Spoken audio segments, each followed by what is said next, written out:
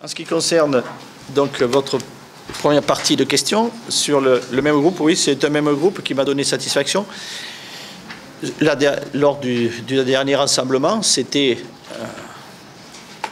en prévision de ce match qui arrive, donc du match du 16 septembre.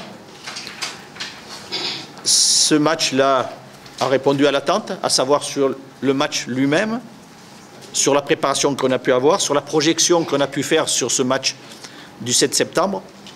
Donc, le groupe est le même.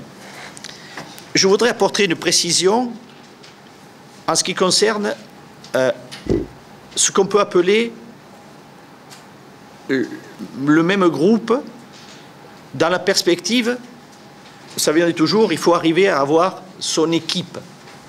Une équipe, entre guillemets, une équipe type. Hein, quand on arrive à avoir ces bases, ces joueurs sur lesquels on peut s'appuyer, sur lesquels on peut compter, qui font partie des cadres de l'équipe. Mais là, à ce moment-là, on parle d'équipe et non pas de groupe.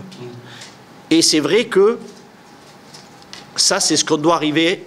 On va arriver à ce qu'on peut arriver à avoir une base de 7, 8 joueurs qu'on dira, effectivement, ce sont les joueurs qui s'imposent naturellement parce qu'ils ont pris de l'expérience, parce que leur rapport dans l'équipe, à l'intérieur de l'équipe, est réel. Et après, on sait toujours qu'il peut y avoir des variations des joueurs qui sont des joueurs qui viennent agrandir l'équipe et qui font partie du groupe. Et ça, c'est toujours fluctuant en fonction des formes du moment, des choix du moment, des matchs qu'il y a à dérouler.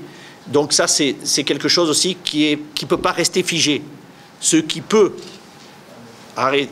s'arrêter en termes de façon définitive, c'est cette base, c'est cette ossature d'équipe qui progressivement est en train de prendre corps.